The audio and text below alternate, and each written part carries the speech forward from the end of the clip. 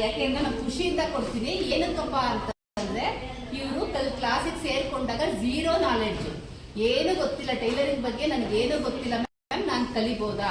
Basically ನಾನು teacher ಆಗಿ work ಮಾಡ್ತಾ ಇದ್ದೀನಿ, ಟೈಲರಿಂಗ್ ಬಗ್ಗೆ ನನಗೆ ಏನು ಗೊತ್ತಿಲ್ಲ ಅಂದ್ರೆ ಸರಿ ಕಂದ್ರೆ ಸೇರ್ಕೊ ಕಲೀಲಿ. 15 ದಿನ ಬರೀ ಮಿಷನ್ ಹೊಲಿಯೋದೇ ಕಲ್ತಿದ್ದಾರೆ. ಅದನ್ನ ಕಲಿಸಿ ಇವಾಗ ಎಷ್ಟು ಚೆನ್ನಾಗಿ ಹೊಲಿದಿದ್ದಾರೆ ಅಂತಂದ್ರೆ ಖುಷಿ ಆಗುತ್ತೆ.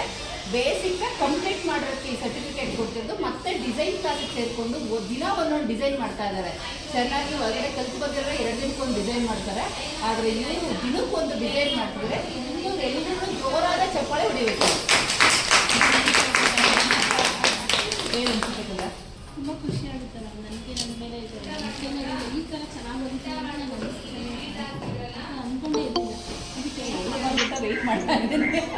ಅಷ್ಟು ಫಿನಿಶಿಂಗ್ ಕೊಡ್ತಾ ಇದ್ದೀನಿ. ಈಗ ಎಕ್ಸ್ಪೀರಿಯನ್ಸ್ ಇರೋ ಬೇರೆ ಕಡೆ ಬಂದು ಬರೀ ಡಿಸೈನ್ ಕ್ಲಾಸಿಗೆ ಸೇರ್ಕೋತಲ್ಲ, ಅವ್ರಿಗೂ ನಿಲ್ಸೋ ಅಷ್ಟು ನೀನು ಫಿನಿಶಿಂಗ್ ಕೊಡ್ತಾ ಇದೆಯಾ. ಅದಕ್ಕೆ ತುಂಬ ಖುಷಿ ಆಗುತ್ತೆ. ಇದನ್ನು ಕೊಡೋಕ್ಕೆ ನಾನು ತುಂಬ ಹೆಮ್ಮೆಯಿಂದ ಕೊಡ್ತಾ ಇದ್ದೀನಿ. Thank you so much. Okay, welcome.